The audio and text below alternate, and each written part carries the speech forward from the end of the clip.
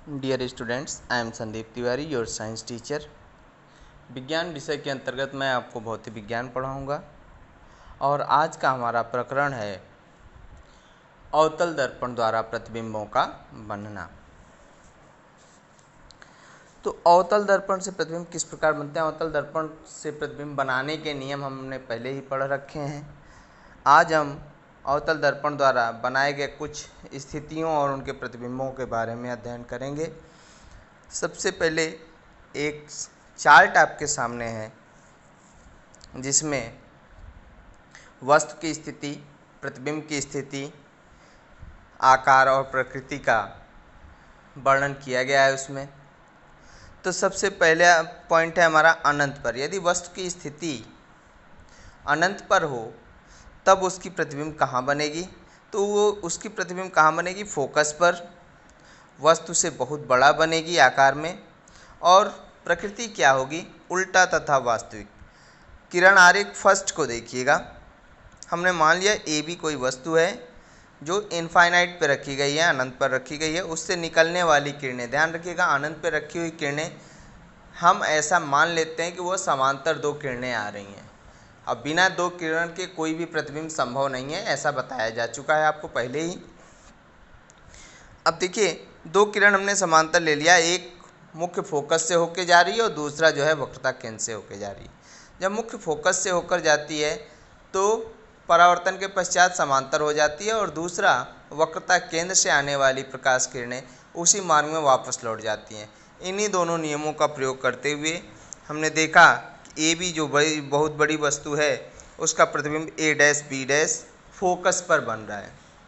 जैसा कि आपको बताया गया है कि स्थिति कहाँ है? फोकस पर। आकार क्या है? अब वस्तु की साइज देखिए, छोटी है।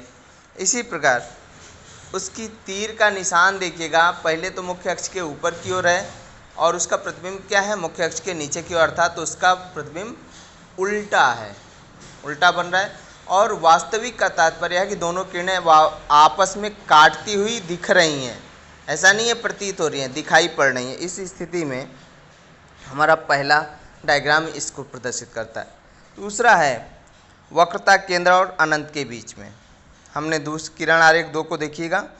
इसकी स्थिति क्या है? फोकस तथा वक्रता केंद्र के बीच। किरण आरेख ए बी को जैसे ही उन्हीं दोनों नियमों का प्रयोग किया गया है और इनके किरण आरेख को देखिए। ए बी कोई वस्तु है और जो समांतर किरण कहाँ फोकस से होकर आ रही है और दूसरा फोकस से जाने वाली किरण समांतर हो जा रही है। इस तरह ए डैश बी डैश उसका प्रतिबिंब कहाँ बन रहा है? फोकस और वक्रता केंद्र के बीच में। वस्तु से छोटा बन रहा है, उल्टा बन रहा है और वास्तविक बन रहा है।